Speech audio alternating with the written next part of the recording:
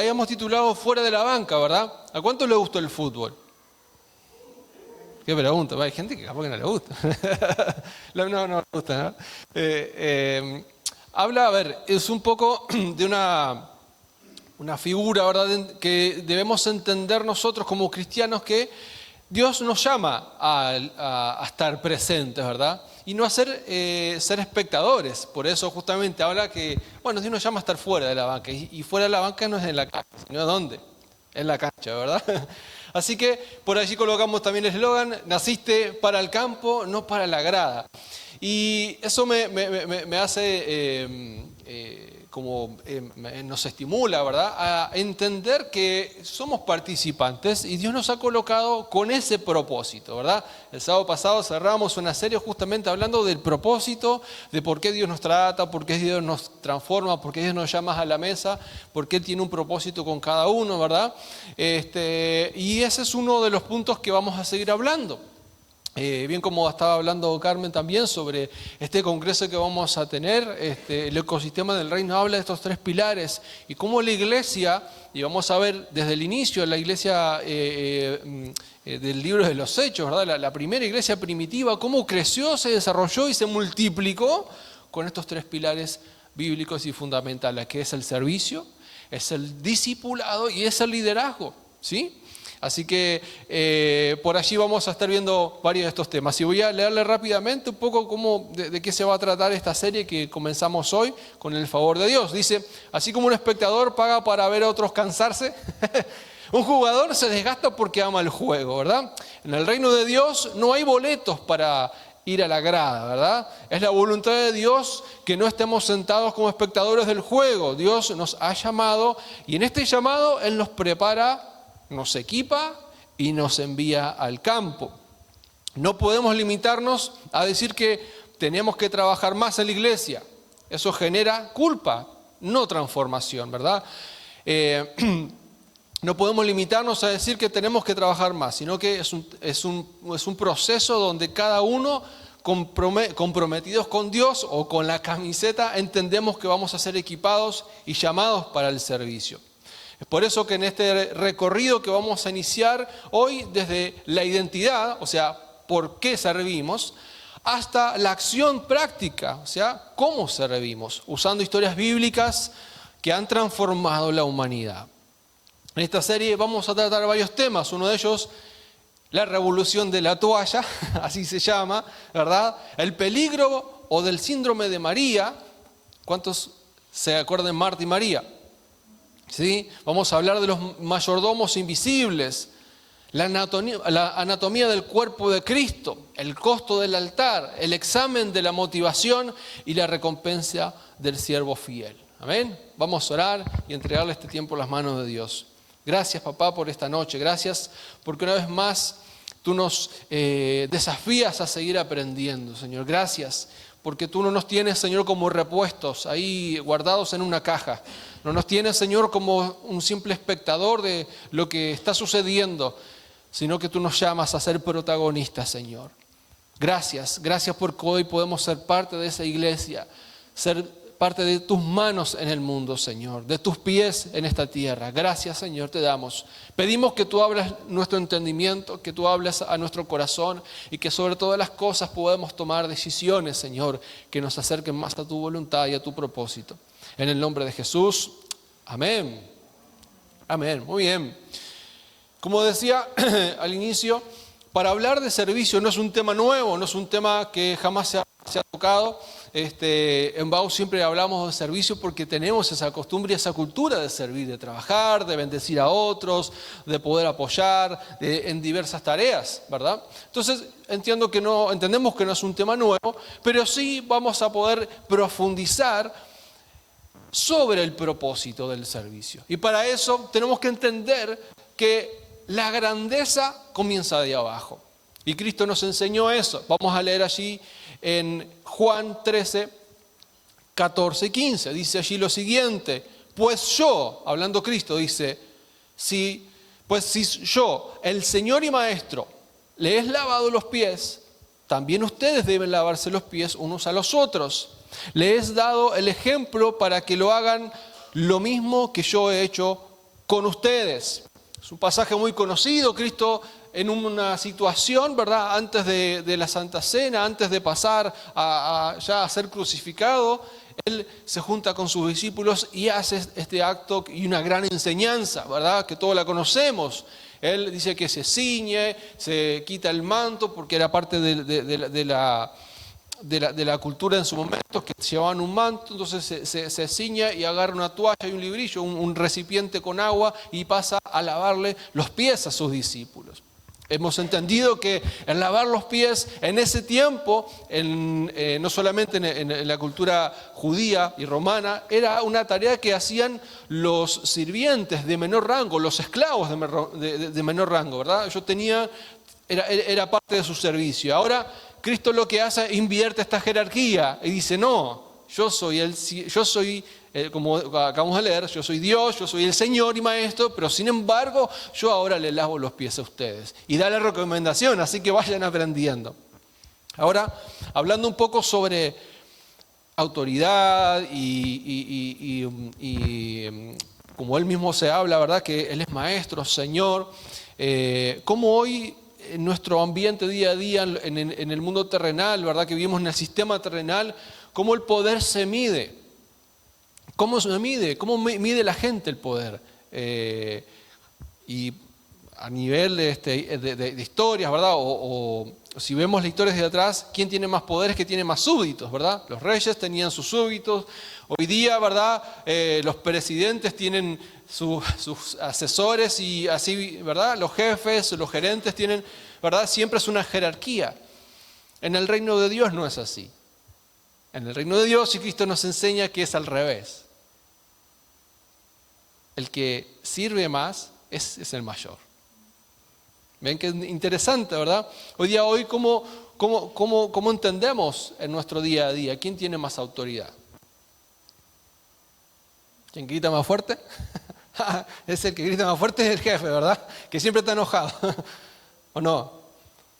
¿El que tiene más dinero? ¿El que tiene más favoritismos? Hay una imagen que va a aparecer ahí que es de Jesús entrando a Jerusalén.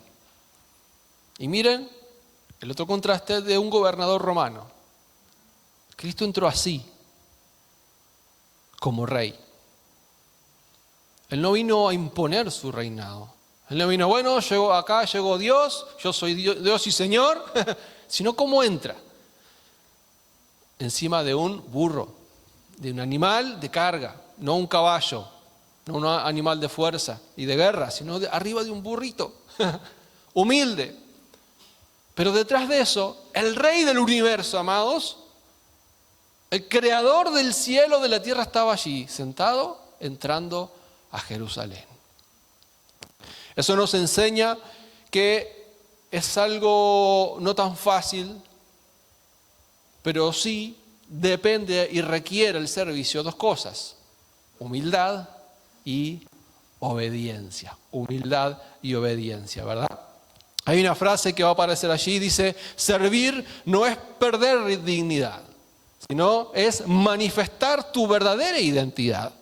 Cristo no vino a hacer una farsa, bueno, yo me hago el humilde acá. No, Él es así, Él es Dios y sus principios son así. ¿Tú quieres ser mayor en el reino de los cielos? Pues tienes que servir. Yo siendo Dios, Cristo mismo bien dijo, yo no vine a ser servido, sino vine a servir.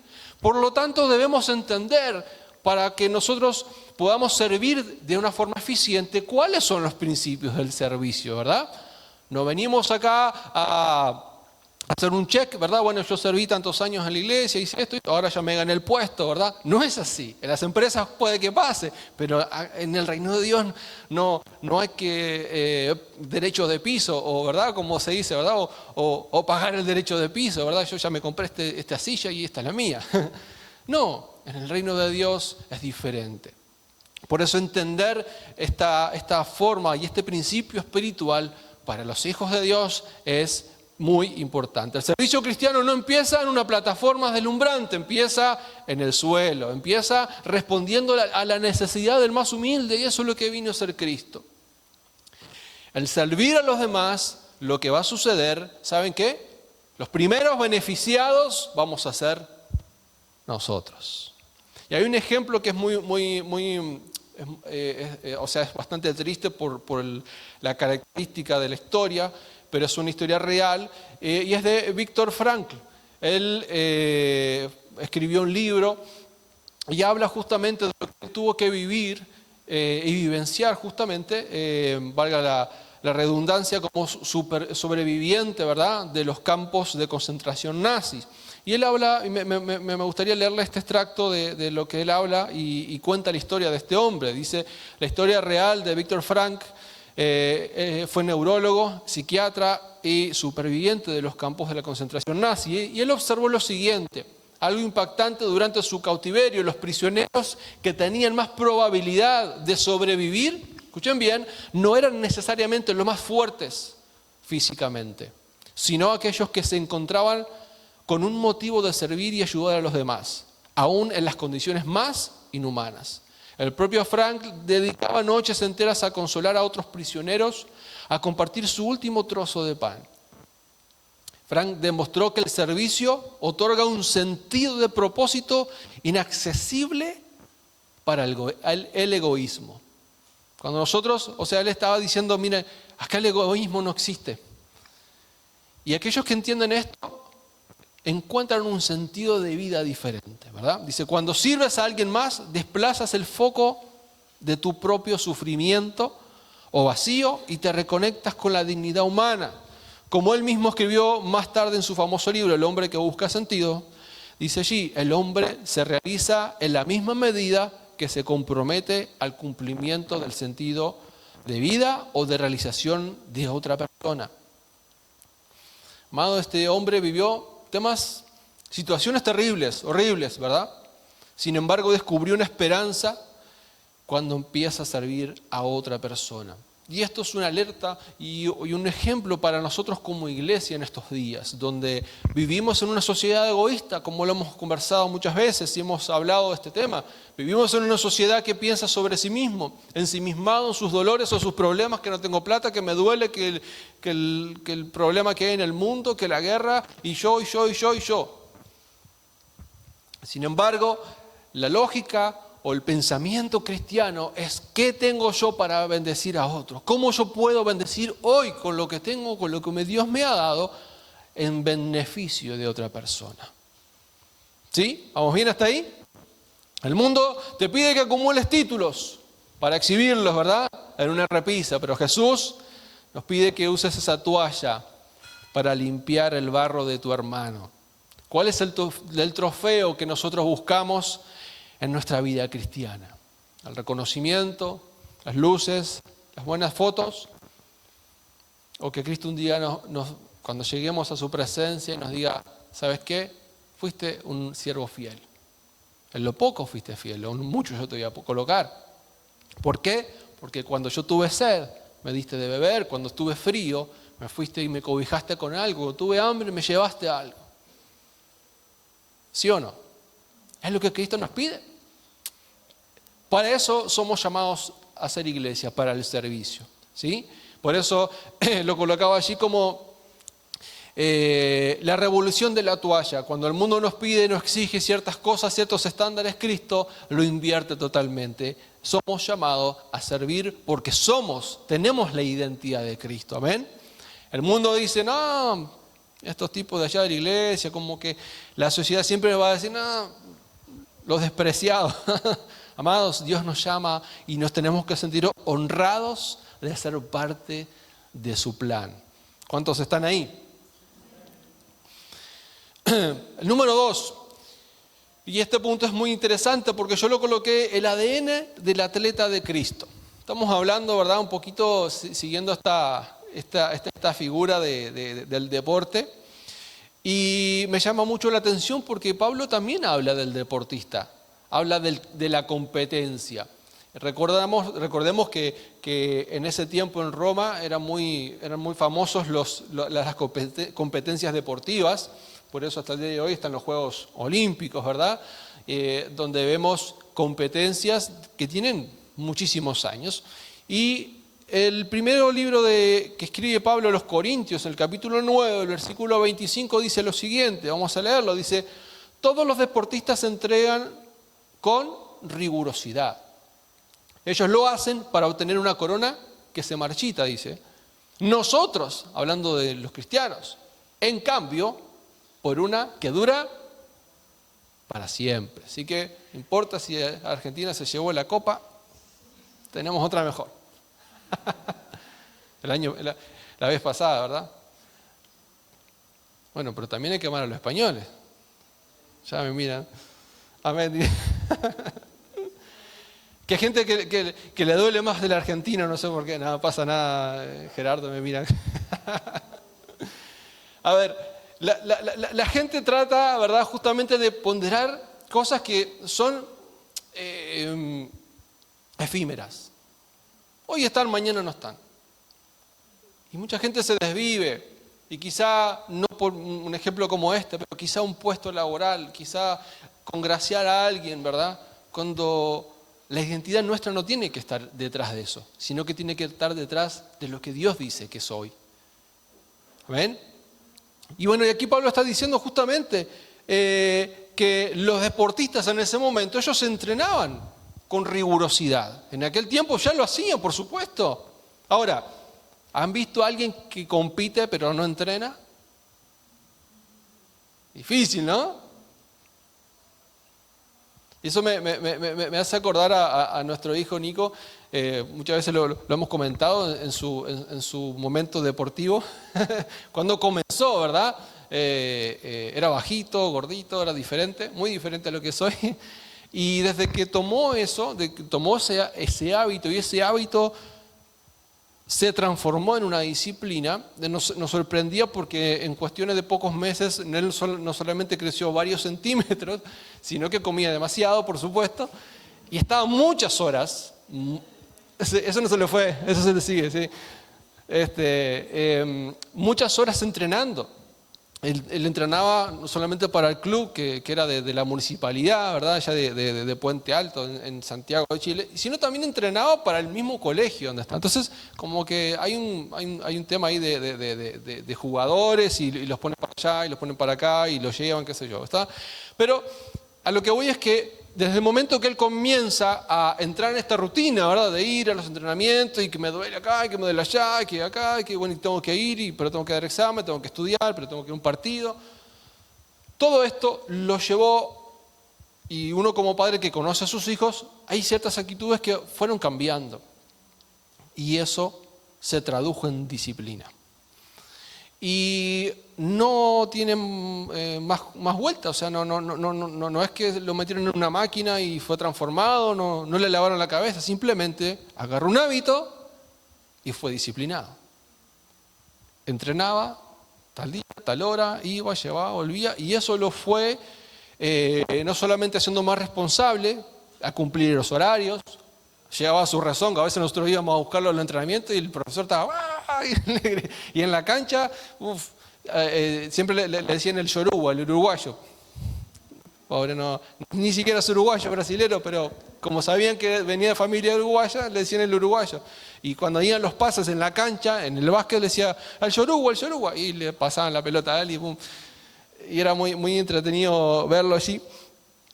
Pero el ver cómo una persona en poco tiempo cambia solamente sus horarios, sus actividades, su físico, ¿verdad? Y eso después lo llevó a también aplicarlo en su vida diaria. ¿Por qué voy con esto? Porque ese es el fondo de lo que está diciendo el apóstol que acabamos de leer. Todos los deportistas se entrenan con la palabra que a nadie les gusta. Rigurosidad.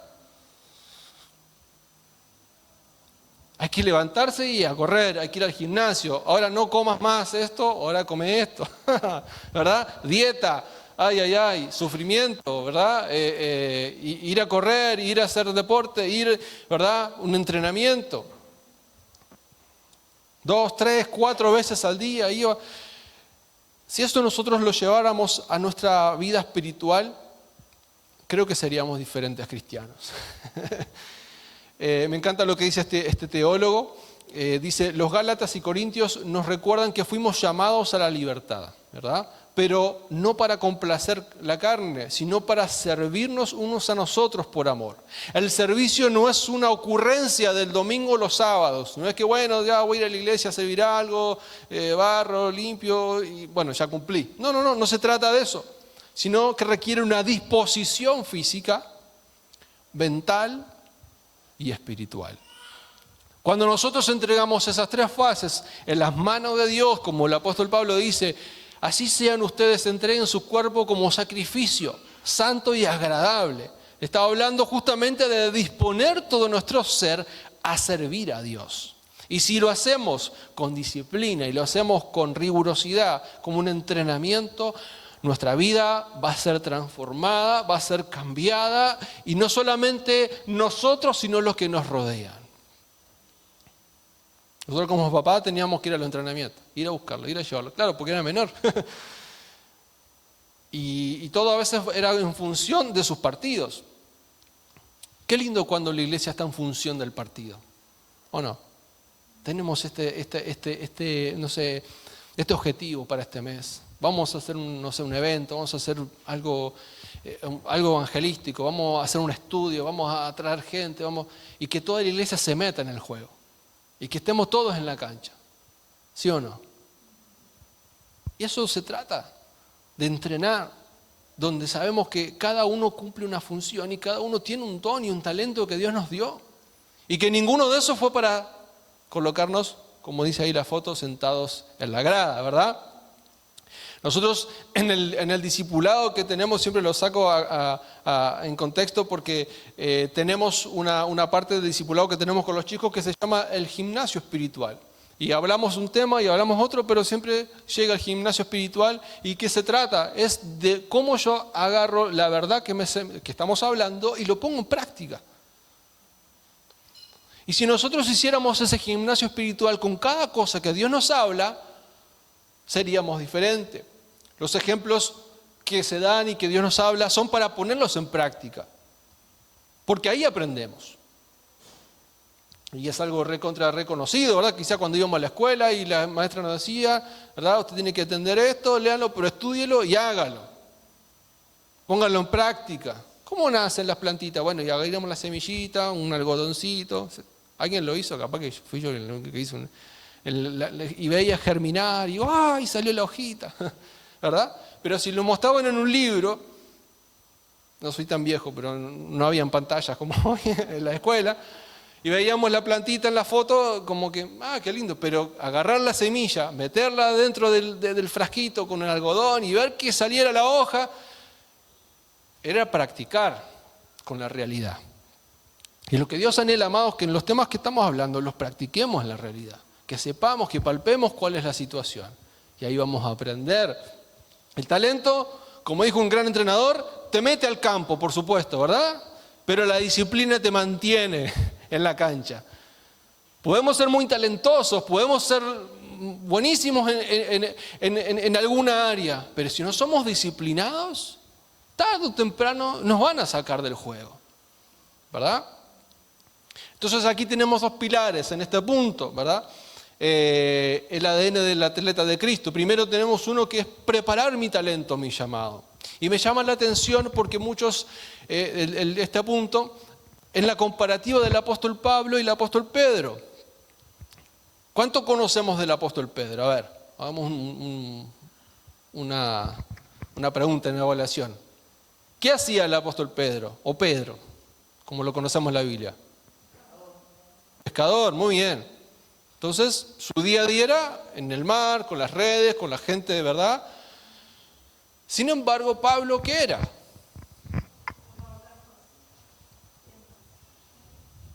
Pero antes de eso, el apóstol Pablo era Saulo y era fariseo. El tipo estaba encerrado en el templo con toda la gente que sabía de las escrituras, ¿verdad? Pablo era una persona que estaba quizá mucho más preparada en el sentido de de temas sociales, él sabía del griego koiné, que era un idioma que se usaba en ese momento, que Pedro como pescador no lo manejaba. Sin embargo, vemos en todas las cartas que tiene la Biblia, la mayoría de quién son, de Pablo. Y vemos a Pablo que va y le predica al gobernador, y va a Corintio, y va a Éfeso, y Dios lo lleva a tantos lugares de renombre. A Pedro no lo vemos ahí, lo vemos en otros lados. A Pedro Dios lo llama a los judíos. Sin embargo, Pablo lo lleva a los gentiles. Y saben que en ese tiempo estaba Roma, pero los judíos eran más del 90%, eran mucha gente. Y Dios, con esa capacidad, lo lleva a predicar a esa gente. ¿Con qué voy con esto? Que cuando nosotros somos llamados al servicio, tenemos que prepararnos para eso. Me gustaría ir a predicar a los chinos. ¿Y sabe hablar chino? Difícil. Pero si me hago un curso, ¿verdad? Por lo menos puedo hablar con un chino. A veces, ¿verdad? Tenemos la meta muy alta, pero no hacemos nada para llegar ahí. Por eso Pablo y Pedro son un ejemplo muy tangible. En Hechos capítulo 15 y Gálatas 2 habla justamente de eso, ¿verdad? Pablo llega a otros lugares, Pedro también llega a otros lugares, pero cada uno según la capacidad que tenía. Y ninguno era mejor que el otro. Ambos eran apóstoles, fueron apóstoles. Y de hoy nosotros aprendemos de ellos. Por lo cual nosotros aprendemos, amados, que cuanto yo más me pueda preparar para el servicio, yo le doy más herramientas a Dios para que nos use. Así que en ese primer pilar es preparar nuestro llamado. Y el segundo es preparar mi espíritu, mi intimidad con el Espíritu Santo. Porque está bien, quizá sabemos hablar 4 idiomas y tenemos muchas herramientas, pero no oro, no busco a Dios, no voy a la iglesia, no va a pasar nada, ¿verdad? Entonces ese entrenamiento que el atleta cristiano debe de tener es prepararme a la disposición del talento. Dios te llamó con una disposición, te gusta, no sé, hablar eres mujer y hablas con otras mujeres y Dios te llama a la consejería, o eres hombre, ¿verdad? O eres joven y te involucras con esos temas. Ese es el talento o la puerta que Dios te está abriendo hoy. Sin embargo, requiere también una preparación espiritual. Jesús primero estuvo con los discípulos, ¿cuánto tiempo? 3 años. Cristo los discipuló. Estuvo con ellos, escuchó sus rabietas, vio a Pedro decir cosas, ¿verdad? Y vio a Mateo, y vio a fulanito, y trató con ellos. Jesús lo vio con ellos y ellos vieron a Jesús, vieron sus milagros, vieron cómo aconsejaba, cómo les daba duro a los fariseos. Sin embargo, llegó un momento que dijo, hasta aquí, ahora los envío. 3 años. Muchas veces nosotros pensamos que nuestro discipulado tiene que ser rápido, dos videos por YouTube y se acabó.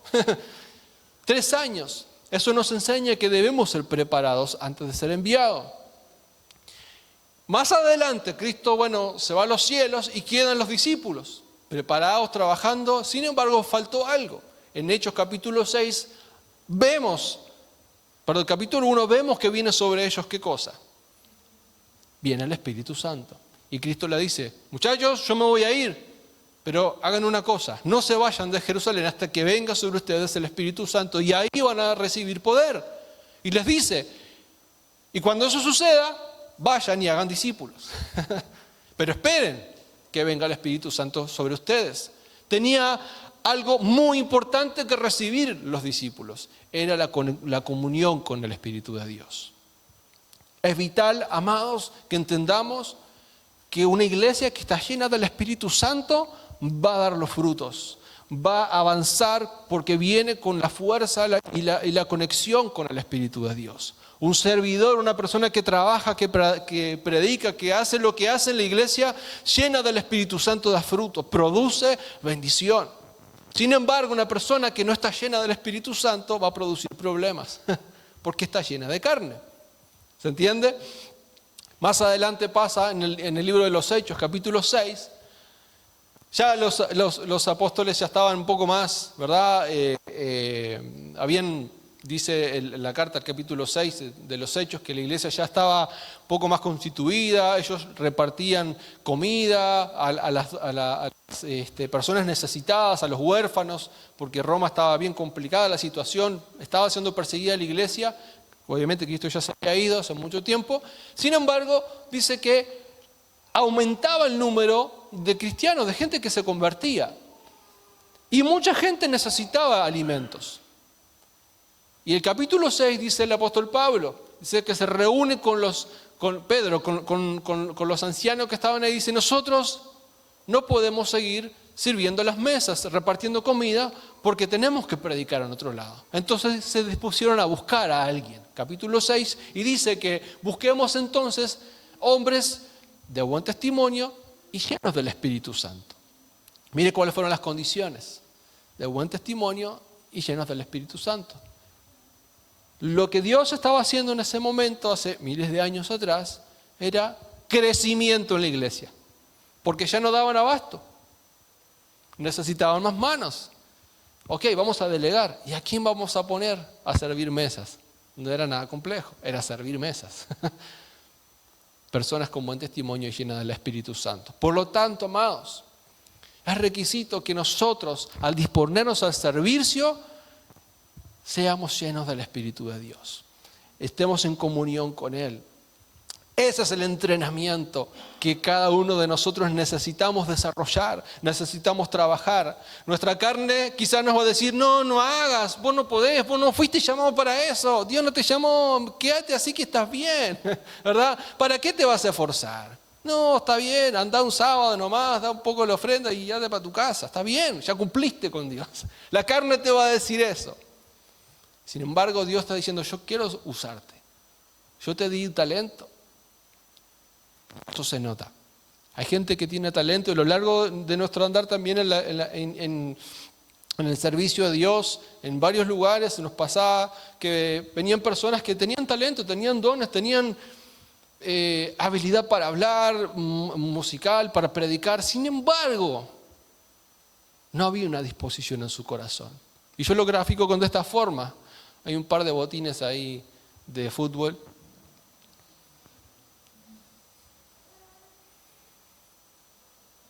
¿Son los mismos botines o no? ¿Qué dice?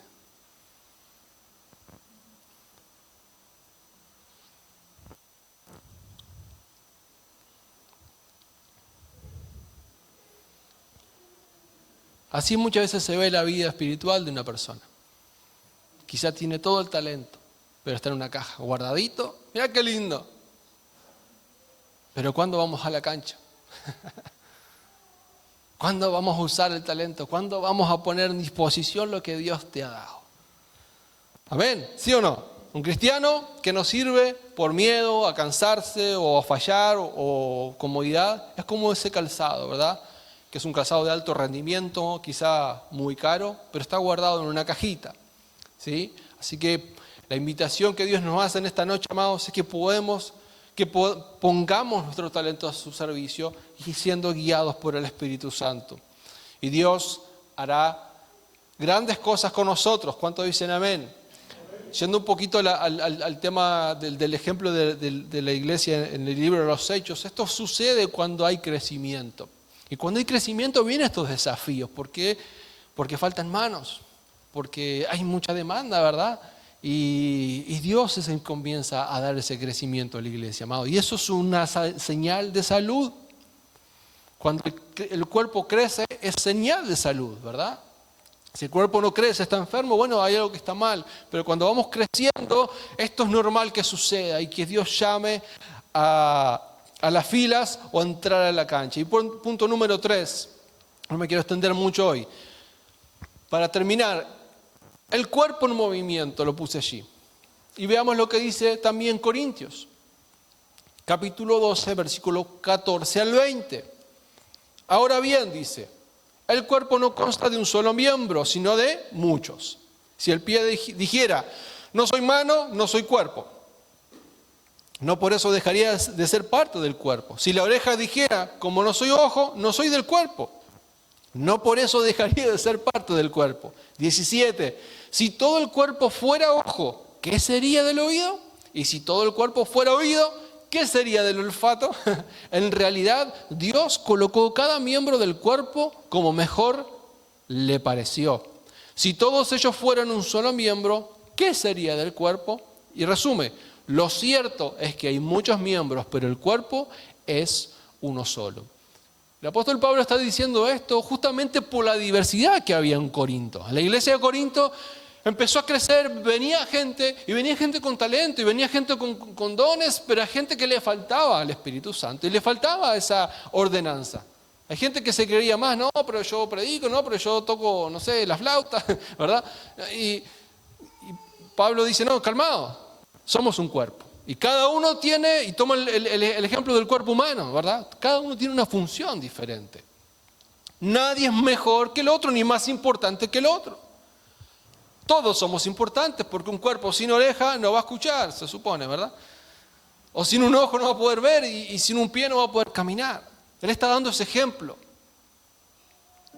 para una iglesia que estaba en Corinto. Y le dice, tú eres importante, todos somos importantes, por lo tanto, tomemos el peso de esa importancia. Tomemos el peso de que la persona que tengo a mi lado, Dios tiene un propósito de crecimiento sobre él también. Todos somos necesarios. La iglesia no es una empresa con empleados, es un cuerpo vivo, ¿verdad? Ninguno tiene un don mayor que el otro. La diversidad de dones es lo que trae la riqueza. Qué lindo cuando uno va a un lugar y ve que hay varias personas trabajando y sirviendo, porque hay una diversidad, ¿verdad? Y qué feo cuando llega a un lugar y el líder el que hace todo, ¿verdad? Abre, cierra, predica, limpia, canta los coros, levanta la ofrenda y te despide. Qué pena, ¿verdad? Como circo de pobre, ¿verdad? La hace toda. Pero qué lindo ver esa diversidad. Porque cuando nosotros entendemos que la persona que tengo al lado es importante, yo valoro ese tiempo. Y Dios lo que hace es aumentar. Y coloca otra persona, y coloca otra persona, y viene otro más. Y la iglesia se va formando. Porque entendemos que somos equipo. ¿Acaso un equipo de fútbol va a ganar algo sin un arquero? Ah, ¿no? O sin un central, o alguien que esté, ¿verdad?, metiendo goles. Difícil. Así mismo pasa en la iglesia. Lo que Dios está haciendo contigo es importante. Lo que Dios hace con cada uno en cada área de la iglesia es importante. Y Dios anhela que en esa área nos desarrollemos y crezcamos. Por eso es imperativo como conocer mi lugar en la cancha. ¿Qué lugar te toca hoy? ¿Cómo estás jugando hoy?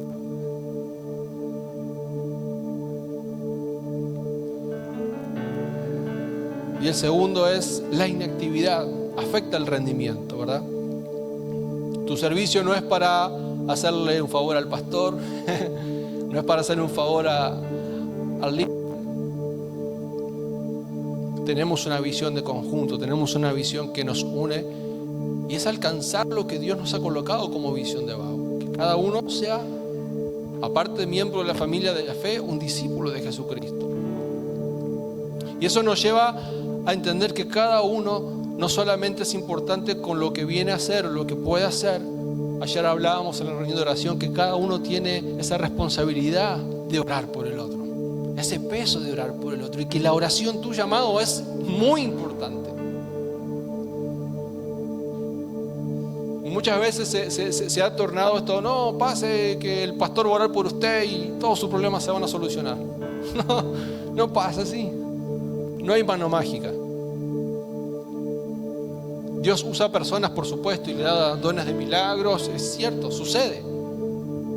Pero no malinterpretemos. Tú tienes el poder de Dios, tienes el Espíritu Santo, tienes boca para hablar, para orar, tienes una responsabilidad de orar por la persona que necesita. ¿Cuántos tienen Biblia? Tenemos Biblia. ¿Podemos compartir la palabra, sí o no? La pregunta es, ¿lo estamos haciendo? ¿Estamos preguntando cómo están los demás? ¿Cómo está tu líder? ¿Cómo está la persona que quizá te está predicando, te está ayudando? O quizá esperamos que siempre nos venga, ¿verdad? Nos oren, nos den. Es hora, amados, de entrar en la cancha, de entender que hay un llamado, que Dios nos llamó a estar sentados. Y con esto cierro. El famoso predicador británico Charles Spurgeon, hay una fotito ahí de él. Él fue muy famoso en su momento porque fue uno de los primeros predicadores que tuvo mucha fama en Inglaterra y Dios lo usó con mucho poder.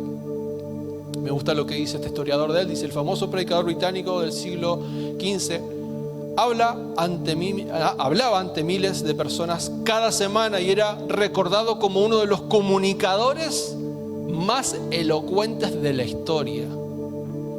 Fue como el top de los predicadores. Sin embargo, él nunca, dice este historiador, se atribuyó el mérito del impacto a su ministerio, a sí mismo. Nunca dijo, es que yo hablo bien. Nunca dijo eso. Sino que cuando gente de afuera, de otras iglesias y reporteros venían y le preguntaban, porque él predicaba en un tabernáculo en ese momento que se llamaba el Tabernáculo Metropolitano de Londres, y le preguntaban a Spurgeon cuál era el secreto de su éxito. Él solía guiarlos, dice este historiador, a un salón que tenían en esos lugares, en un salón, un sótano, para que revelarle el secreto. Mirá, sí, este es mi secreto. Y dice este historiador, si allí cuando se metían dentro de ese sótano, habían entre 200 y 300 personas orando. Y él decía, cada vez que yo me subo a predicar, esa es la iglesia que está orando. Yo no tengo nada que hacer acá. Son ellos los que oran por mí cada vez que yo me subo a predicar. Spurgeon, él solía señalar a ellos y decir, aquí está la sala o el motor, o la sala de calderas, como decía en su momento, el motor de la iglesia. La fuerza no estaba en el púlpito, sino en el motor que impulsaba desde abajo. Eso nos enseña, amados, a entender que, de nuevo, quizás soy reiterativo, pero todos somos importantes y cada uno necesitamos la oración y el apoyo. Acá no es quien predica lindo, como qué bonito que salen las fotos, qué linda la música, sino lo que Dios hace a través de una iglesia viva. Y la iglesia viva es cuando ora, cuando dobla las rodillas, cuando sale a predicar, cuando habla de Cristo, cuando donde sea, en las redes, con el vecino, en mi trabajo, cuando aplica el llamado. Quiero invitarte a que te pongas de pie.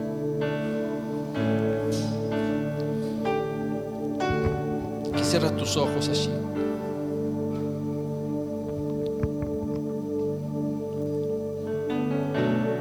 Gracias, papá, por esta noche. Gracias porque podemos ver en tu palabra, Señor, ese desafío de meternos a la cancha, de entender que tú no nos has llamado para estar sentados, Señor, en la banca mirando como otros juegan, sino que tú nos colocas un desafío, Señor. Gracias te damos, Señor, por esa iglesia que entendió también ese llamado hace miles de años y buscó personas llenas del Espíritu Santo y las puso.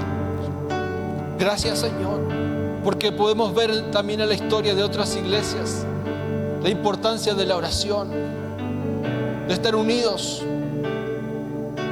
no uniformes, porque no somos llamados a que todos hagamos lo mismo, pensemos iguales, sino a estar unidos por tu Espíritu Santo, porque somos diferentes y tú nos has llamado, personas diferentes, a servir con ese mismo Espíritu que nos une. Y dice tu palabra que en Él somos uno, en tu palabra somos uno, a través de tu Espíritu Santo somos uno, somos un cuerpo, diferentes miembros, diferentes funciones, pero somos uno. Padre Santo, que esta noche se encienda ese fuego, esas ganas, Señor, de poder disponernos a servir, a trabajar con lo que tenemos, con lo que tengo, Señor, con lo que me has dado. sabiendo que de ti viene la recompensa, sabiendo que de ti viene, Señor, lo que nuestro corazón anhela, que el trofeo lo darás tú un día, Señor, que la recompensa, el reconocimiento viene de ti, vendrá de ti, Jesús. Que no venimos a competir hoy con nosotros, sino venimos a rendirnos por todo lo que tú has hecho con nosotros, por lo grande y maravilloso que eres tú, Jesús, la misericordia que has tenido con nosotros, al llamarnos en iglesia, a ser Bau, a ser esta comunidad en este lugar. Padre Santo, enciende nuestros corazones, enciende a cada servidor, a cada líder, a cada persona que sea dispuesto a servirte. Que esta mitad de este año sea diferente, Señor. Que cada día que vengamos a escuchar tu palabra seamos confrontados, pero también encendidos, Señor, a servirte con pasión, con alegría, con gozo, sabiendo que no estoy solo jugando la cancha, que tengo hermanos, hermanas que están conmigo, y que cada uno es importante y valioso, Señor. En el nombre de Jesús, en el nombre de Jesús.